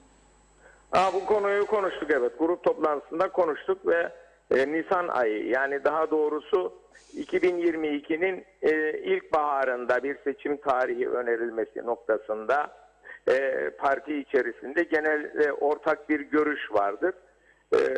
Tabii ki iktidar ortakları da bunu kabul ederse 2022 ilkbaharda bir seçim tarihi önerilebilir dendi. Ondan sonra öğrendik ki hükümette olan 3 partide 3 Nisan'ı benimsemişler ve böyle bir öneri sunulacağını biz bugün bekliyorduk. Ama bugün işte geçmiş olsun tabii ki Sayın Çağatay'ın pozitif olması, diğer arkadaşların da temaslı olmasından dolayı mecliste ciddi bir alarm söz konusu oldu. Ve istenografların da toplantıya, genel kurul toplantısına katılmayacakları bize iletildi. Bunun üzerine de bugün meclis toplantısı olmayacak dendi. Bana 10 gün tatile girdi meclis denmedi. Bugün meclis genel kurulu toplanmayacak diye söylendi. Ben eve öyle çıkıp geldim. Evet, siz de bizden öğrendiniz yani şimdi 10 gün tatil olduğunu. 10 gün tatil olduğunu evet şu anda sizden öğrendim. Sadece bugün meclis toplantısı olmayacak dendi. Evet, bu da siyasetin içindeki karmaşıklığı gösteriyor. Yani evet. bir hele son dakika birisi meclis başkanı demiştir sen 10 gün kapat bu işi tamamdır falan. O da kapatmıştır. Enteresan. Çok teşekkür ediyoruz Zorlu Bey. Ben teşekkür ediyorum. İyi çalışmalar diliyorum. Sağlıklar diliyorum. Sağ olun. Evet.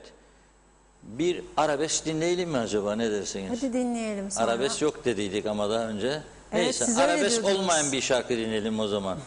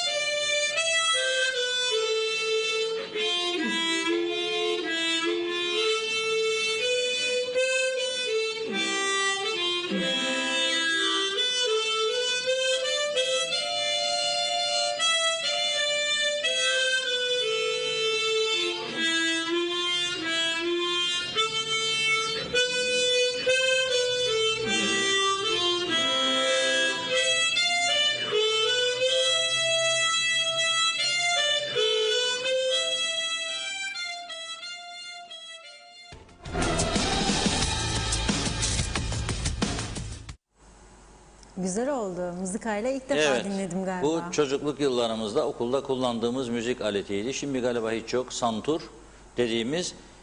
Çalan da birçok insanın tanıdığı bir doktorumuz, diş doktoru Sayın Hüseyin Bıçak'tı. Kendisine çok teşekkür ediyoruz. Ben bu paylaşımını gördüğümde, eski arkadaşımdır kendisi. Çok sevdiğim, değer verdiğim birisi. Rica ettim, dedim kullanabilir miyim? Çok mutlu olurum. Benim için onurdur, şereftir dedi. Sağ olsun.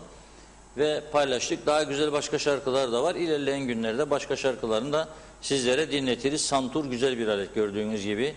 İnsan iş hayatının dışında bu tip şeylerle de uğraşırsa psikolojisi bir miktar daha iyi olur. Her şey oraya buraya git, orada burada miting yap, eğlen, dans et, koştur falan değildir. Ya da meyhane geceleri, meyhanelere giderik. Meyhaneden sonra evde bir santur da olur. Güzel olur bence. Veya bir başka alet, keman, gitar, piyano, her şey olabilir. Çok teşekkür ediyoruz. Bunu aslında güzel bir, önemli bir konuya bağlamak istiyoruz ama birkaç mesaj var. Okusun Funda Hanım onu lütfen. Evet. Sonra en son konumuzu kısaca ele alıp programı noktalayacağız. Hızlıca aktarıyorum. Hüseyin Özyükselen, iyi yayınlar. Fasulyenin yahnisi gider gelir aynısı, Kıbrıs'ta siyaset bu demiş.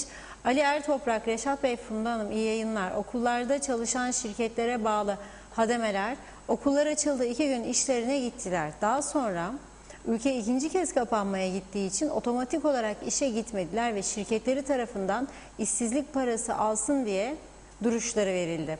Sigortalar 2 gün giriş, arkasından çıkış olduğu için hademelere işsizlik vermiyorlar. 5-6 ay bu insanlar ne işe gidiyor, işsizlik parası da almıyor. Derhal bu yanlıştan Çalışma Bakanlığı dönmeli demiş Ali Ertoprak.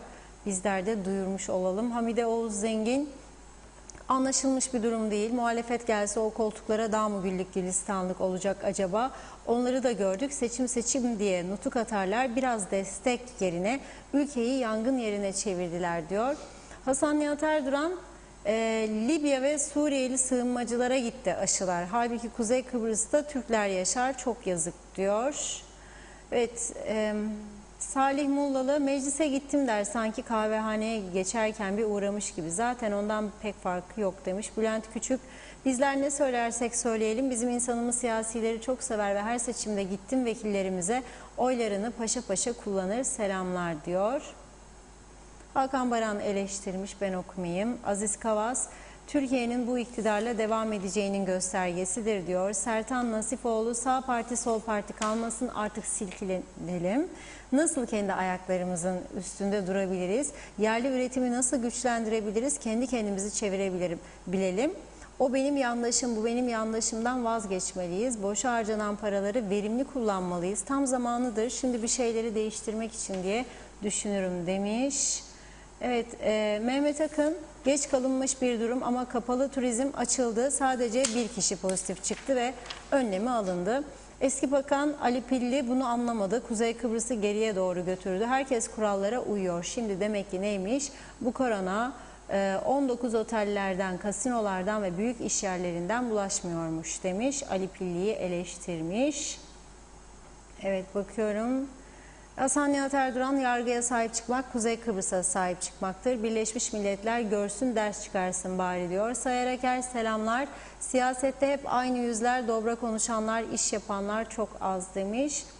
Nasip Fikret Asilkanlı, iyi yayınlar. Türkiye'deki bir arkadaşımla görüştüm. Kendi de genç olmasına rağmen turizm sektöründe çalıştığı için aşılanmıştır. Bize de 40.000 aşı gönderilmiş olsa 20.000 turizm çalışanı kısa bir zamanda tüm ülkenin turizmini açmış olacaktık. Yalnız 40.000 aşıyla ekonomik çarklar dönmüş olacaktı diyor. Kemal Gözay iyi yayınlar diledi. Mehtap Celiloğlu, online eğitim oluyor da online oylama olamıyor mu diye soruyor.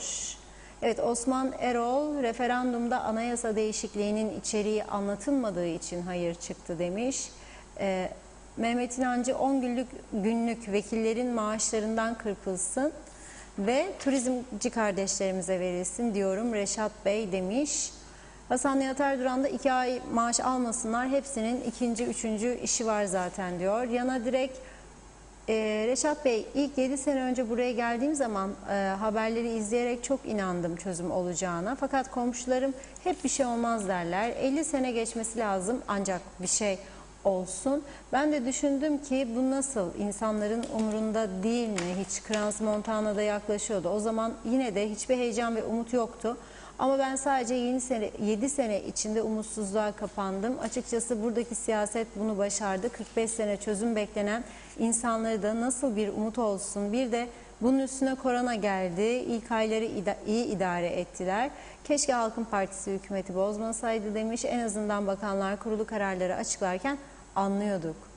Şimdi başbakanın açıklamasından sonra yazılı şeklini bekliyorum da bir şey anlayayım demiş.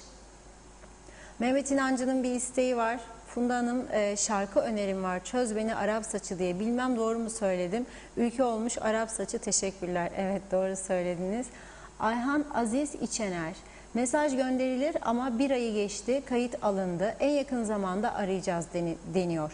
Lakin bir ay oldu, ne arayan ne soran, ilgilenen yok, bakan yok. Bir gemi gibi kaptansız okyanusa gidiyoruz. Kimin eli kimin cebinde belli değil. Allah halkımıza hayır versin. Kim kime dumduma bir yönetim var. İyi yayınlar Reşat Bey demiş. Evet, Mehmet Akın Sayın Zorlu Töre 10 numara konuştu diyor. Tebrik ediyor. Ulus Barani, hükümeti kuran UBP, DP ve YDP kuruluş aşamasında erken seçimin Ekim 2021'de yapılması için karar alan bu basiretsiz ve sahte partilerin seçimi 2022 Nisan ayında yapılmasını istemesi onlara yakışan bir hareketti demiş Ulus Bey. Sibel Can Güzelek, anayasaya sahip çıkan milletvekilleri kaçtılar herhalde. Zaman birlik beraberlik zamanı, kendi kendilerine meclise gitmeme kararı alamazlar. Bir vurdum duymazlık almış başını gidiyor. Yasalardan kaçan bizleri nasıl temsil eder, anlaşılır gibi değil demiş. Sağlık, ekonomi, eğitim tıkanmış. Seçim halktan önemli değil, bu kararları denetleyen yok diyor. Enver Taşer, Lefkoşa Devlet Hastanesi'nde lazerle böbrek taşı kırma operasyonu vardı. Grev dolayısıyla ileri bir tarihe attılar. Sağlık beklemez. Bence sağlığın ertelenmesi grevi olmaz. Ülkede aşı yok, iş yok. İnsanların işini ve iş yerlerini kapattılar. Çaresiz kaldık bu adada. Daha kötüsü de çözüm üreteceklerine kimsenin de inancı kalmamıştır. İnşallah sağlığımızdan da olmayız diyor. Evet, bakıyorum mesajlara. Sezin Osman Mustafa, bu sene olsun Kıbrıs'ta buluşmamız, hasret kaldık vallahi demiş. Evet, Mehmet İnancı, ülkenin her şeyini ortaya koyan Arap Saçı şarkısıdır diyor. Necdet Mavi Gözlü, hayırlı akşamlar diliyor. Evet, okuyorum hemen. Bengü Patır, iyi yayınlar dilemiş. Kapalı turizm başladı. Maalesef turizm çalışanları bir yıl boyunca işsizliğe mahkum edildi. Şimdi de birçoğu evli ve çocuklu insanları süresiz otelden çıkma yasağı şartıyla çalışmaya mecbur ettiniz. Ülkede tüm sektörler çalışıp evine dönerken özellikle en riskli olan sağlık çalışanları bile diyor. Evet, sağlık çalışanları bile evine gidiyor. Bu durumda turizm çalışanlarına diretilen bu uygulama kişi hak ve özgürlüklerinin neresindedir diye sormuş. Evet, Yana Direk, iyi yayınlar. Ne yazacağımı şaşırdım. O kadar çok konu var ama bence ilk sırada aşı, ikinci de hala daha hastaneler grevde. Kaç kişi gelip geri geliyor? Bu nasıl bir rezalet? Özellikle Girne'de randevu almak için telefonlar da yok. Sanki 1800 yılındayız demiş. Sabahtan kalkacaksınız, 5-6 gibi oraya gideceksiniz. Saat 10'da ancak birileri çıkıp da diyecek ki bugün grev var. Diyecek şey bulamıyorum demiş. Bu nasıl bir düzen diyor. Evet, İsmail Bükülmez, bindik bir alamete gidiyoruz kıyamete yazmış. Hürrem Dede, iyi ki varsınız TV 2020 diyor. Erol Canseç, bir referandum olsa sizce sonuç ne çıkar Reşat Bey diye sormuş. Evet, sanıyorum Mesut Baba Yiğit de iyi yayınlar diliyor, atlamayalım. Burada noktalıyorum mesajları, bugünlük sözü Reşat Bey'e bırakıyorum. Evet, gerçi daha nikahlarımız da vardı. Referandumcu olursa sonuç ne çıkar? Şartlara bağlı, biraz daha bu şekilde gidersek bizden gene evet çıkabilir, şartlara bağlı. Aşı yoksa, iş yoksa, korona artarsa, parasızlık, pulsuzluk devam ederse umutlar ne olur? Başka tarafa yönelir. Şimdi meclis başkanımızı da arkadaşlar bağlıyorlar. Programın sonuna geldik ama kısaca Meclis Başkanımızın da görüşlerini sizlere aktaralım. Arkadaşlarımız haber verdi, yazdı. Hemen kendisini yayına alıyorlar. Aldılar mı bilmiyorum. Hazır mı? 1-2 dakikaya hemen hazır olacak. Evet, arıyorlar şu anda.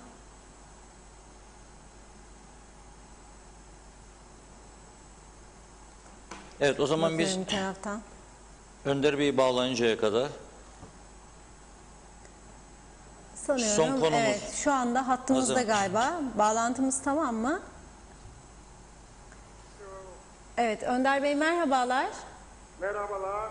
Hoş geldiniz yayınımıza. Buyurun. merhabalar Sayın Başkan. Buyurun Reşat Bey. Nasılsınız? Sağ olun sizler. İyidir, sağ olun. Şimdi bu meclisin tatili konusu 10 günlüğüne tatil kararı. Az önce Zorlu Bey de dedi ki benim sizden öğrendim, haberim yoktu diyor. Nasıl oldu bu? Şimdi tabii bu konuda kararı veren danışma kuruludur. Biliyorsunuz sendika geçen hafta eylem yaptı.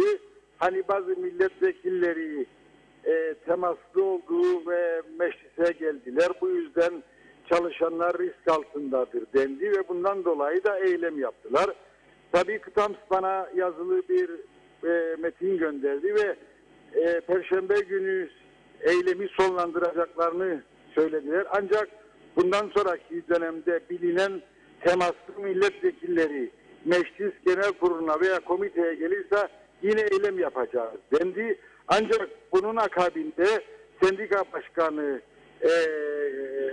Güven Bey pozitif olduğu ortaya çıktı ve kamuoyunda bu duyuldu.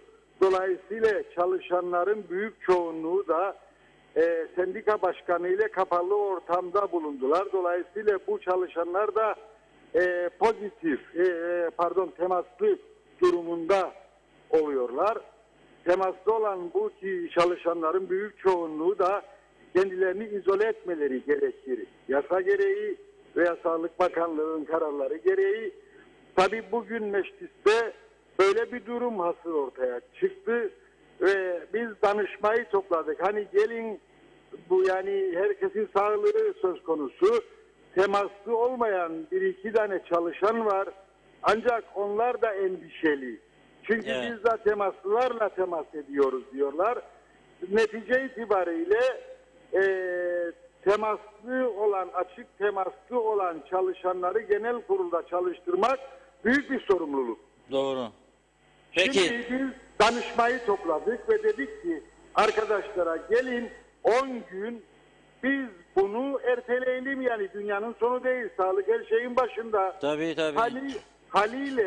Haliyle tabii danışmada Cumhuriyetçi Türk Partisi Genel Başkanı Halkın Partisi Genel Başkanı Kudret Bey, Erek Bey ile temas etti. O da pozitif çıktı. Bu arada o ayrı bir sorun ki Erek Bey Perşembe günü meclisteydi. Herkesle temas etti. Yani onu da bilemeyiz kim kimiyle temas etti. Öyle bir orada da bir soru işareti var. Tabii Halkın Partisi danışmada var. Onun yerine Tolga Bey geldi. Kudret Bey olmadığı için etti ki Ulusal Birlik Partisi'nden Sayın Başbakan Efsan Saner 3, Meclis Başkanı da ben 4 kişi danışmayı oluşturuyor. Şimdi arkadaşlar muhalefet, Cumhuriyetçi Türk Partisi ile Halkın Partisi diyor ki tamam biz açalım böyle bir girelim içeri, şu bu. Tabii bu da olmadı çünkü çalışanlar içeri giremiyor. 2 kişi temaslı değil ama onlar da endişeli, onlar da izin istedi, onlar da ayrıldı meclisten. Haklı olarak biz sağlıktır, kimseyi riske atma şansımız yok. Dolayısıyla istenolar olmadığı için meclisi açamadık. Peki. Şimdi tabii danışmada onlar meclisin 10 gün ertelenmesine karşı Sayın Başbakan ve ben 10 gün ertelenmesi yönünde oy kullandık ve 2'ye 2 çıktı oylar. Böyle durumlarda iş tüzük gereği meclis başkanının ayırt edici oyu vardır. Evet. Benim oyumla 10 gün ertelenebilir. Ancak bu kararında genel kurulda oylanması gerekir, onaylanması gerekir. Evet. Meclis açılmadığı için bu karar da onaylanmadı. Evet. Netice itibariyle meclis de açılamadı, bugün çalışanlar yok. Bu iş kaldı Perşembe iş tüzük gereği.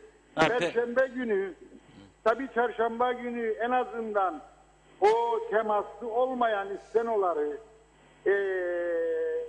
getireceğiz meclise. Onlara biz çarşamba günü PCR yaptıracağız. Ve Evet. meclisin Perşembe günü açılması yönünde de bir şey koyacak, yani irade koyacak ortaya. Evet, çünkü oylanması lazım diyorsunuz bunun. Yani danışmanın aldığı karar iş tüzük gereği genel kurulda oylanması gerekir. Perşembe günü deneyecek. Tabii 10 güne gerek kalır mı Perşembe günü? Çünkü daha az olabilir. Bilmiyorum, artık bunu tekrar değerlendireceğiz. Evet. Peki şunu sorayım. Mecliste kaç tane pozitif vakalı milletvekili var veya temaslı? Pozitif, bakın, pozitif olan bir Erek Bey. O da Temaslı? geldi zaten bugün. Temaslı kaç kişi? Temaslı bir kere Yasemin Bey, Yasemin Hanım. Yasemin Hanım temaslı olduğunu biliyorsunuz onun sürecini. Evet, biliyorum. Ondan dolayı da grev oldu. Evet, Yasemin Hanım. Nazım Bey tabii 2 defa 3 defa PCR yaptırdı. O da negatif çıktı ama belli bir süresi var. Tabii benim de durumum şu anda meçhul. Neden? Ben de sendika başkanı Güven Bey'le mecliste görüştüm. Geç aramızda 2-3 metre vardı. İkram yapılmadı. Maskeleri çıkarmadık ama yani ben evimde kendimi mesela izole ettim. Bu da bir risk tabii. Tabii Perşembe günü Erek Bey meclisteydi. Geçtiğimiz Perşembe. Ya. Cumartesi pozitif çıktı. Kimin Ne olacağı temaslı belli. olduğunu nasıl karar vereceğiz? Evet. Bizde bir sağlık en önemli şey. Her yasa değişikliği ara seçim tarihi tamam anayasa gereği 3 gün 5 gün sonra yapılır, yani dünyanın soru değil ya. Evet. Doğrudur. Hani önemli olan sağlık. Sağlık. Herkesin Doğru. sağlığı. Ben hangi çalışanın sağlığını İtamiri olarak riske atma yetkim var? Doğru. Sağlık her şeyden önemlidir. Çok teşekkür ediyoruz. Derdimiz o, bir türlü kendimizi anlatamadı bu muhabbette. Tabii onların da haklı gerekçeleri. Ona da kamuoyuna, ona da saygı duymak lazım. Evet. Yani durum, vaziyet bu. Çok teşekkür ediyoruz aydınlattığınız için. Sağ olun. Sağ olasın, sağ olasın. İyi yayınlar dilerim. Sağ olun. İyi akşamlar. İyi akşamlar. Evet, Meclis Başkanı Önder Senaroğlu öyle diyor. Pozitif vaka bir tane diyor ama temaslılar var diyor. Temaslıların temaslıları var diyor. Sağlık her şeyden önemlidir diyor.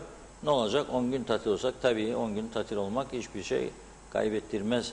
Çünkü neticede kamu görevi yapıyorlar. Bir sorun olmaz. Şimdi son konumuz neydi? Bugün güzel bir konuyla bitirecektik. Yani güzel, şöyle aslında dramatik bir konu. Biliyorsunuz herkes hayaller kurar. Evlilik hayalleri. İlk aşk ateşi yandığı zaman ne zaman evleneceğiz diye sorular başlar. Bizim düğünümüz ne olacak diye, ne zaman olacak diye. Hatırlarsınız, yayınlamıştık böyle kısaca bir Vahiy Özmualla Sürer'den sizlere daha önce. Mualla diye bağırıyordu, o da Bedia diye ve evlilik istiyordu Mualla Hanım. Bu evlilik hayalleri 2 yıldır gerçekleşemiyor birçok insanın. Çünkü düğünler yasak altında. Düğünlere izin vermiyor. Kurultaylar serbest, anlaşılır gibi değil. 4000 kişilik kurultay serbest, 200 kişiyle sınırlı adamı olmaz diyor, yasak diyor. Ve insanlar evlenemiyor.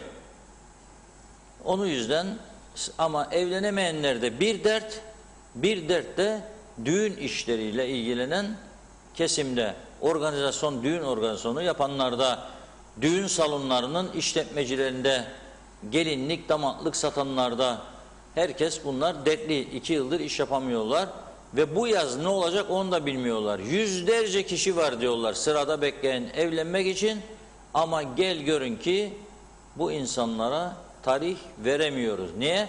Çünkü Sağlık Üst Kurulu'nun ne zaman karar vereceği belli değil. Bu Sağlık Üst Kurulu'nda devamlı karar değiştirmesi nedeniyle öyle trajikomik olaylar yaşıyoruz, biliyor musunuz? İnanılmaz gibi. İngiltere'den Kıbrıs'a gelecek olan genç gidiyor havaalanına, Türk Hava Yolları'na check-in yaptırıyor. Diyor ki Kıbrıs'a gideceğim. Diyor ki otel rezervasyonu diyor kendisine oradaki görev. O da diyor ki İşte 4.000 Türk lirası yatırdı ailem. Elimde şeyim var, gönderdi. Bu belgedir sizin için gerekli olan aldığımız belge. Yok diyor, ben otel rezervasyonu görmek istiyorum diyor. Çünkü öyleydi diyor daha önceki şartlar. O da diyor ki hayır, bir senet vardır işte ödedik, o odur. Yok diyor. 3 saat tartışma sonucunda uçağın kalkmasına sayılı dakikalar kala en nihayet genci uçağa alıyorlar. Bir istes bir istes, vay gelmez olaydım memleketime diyor. Bunun gibi çok olay var da bilgimize aktarılanlardan söz ediyorum ben. Kolay bir iş değil. Şimdi bu düğün sektörü de bekliyor bir an önce. Bize diyor yardımcı olun diyor. Tabii bakın mecliste sağlık her şeyden önemlidir diyorlar. Bir pozitif vaka çıkınca tatile gidiyorlar. Çünkü milletvekillerinin maaşları normal bir şekilde ödenmeye devam ediyor. Yani Maliye Bakanlığı'nın görevi bu. Kamuda çalışanları ve emekleri ödemekle mükelleftir Maliye Bakanı. Bir de diyor 3. kapanmayı da kaldırmayız diyor dün Sayın Maliye Bakanı. Ankara'ya gitti, protokolü diyor imza bekliyor diyor. Kaç haftadır imzalanmıyor protokol. İmzalanmadığı sürece de para akışı gelmiyor buraya. Ayın artık ortasını geçtik, ikinci yarısındayız. Bakalım bu ay sonu ne olacak? Maaşlar ödenebilecek mi, ödenmeyecek mi? Bir taraftan da bir açıklama geldi Maliye'den. Merkez Bankası'ndan yapılan borçlanmalar diyor 500 milyona ulaştı. Kuzey Kıbrıs için büyük bir rakam değil mi? 500 milyon TL borç. Bu yılın içerisinde oluyor bu tabii. Büyük bir rakam. Eğer ay sonu protokol imzalanmaz da paracıklar gelmezse Ankara'dan, hele bu mitingler, eylemler de olunca bilmiyorum gelebilecek mi? Yani barikatlar kurulmuş olabilir. Uçakların önüne girmesin torbalar diye. O yüzden herhalde bu 500 milyon 700-800 olur bu ay sonu. Bakalım Maliye Bakanı bizlere detaylarını açıklayacaktır diye düşünüyoruz. Ve sizlere veda ediyoruz. Bugün haftanın ilk günü pazartesi. Burada devam edeceğiz. Yarın konuşmaya devam edeceğiz. Teşekkür ediyoruz. Çok teşekkür ediyoruz değerli yorumlarınız için. Evet sevgili izleyenler, yarın görüşmek üzere. Şimdilik hoşça kalın diyorum ben de.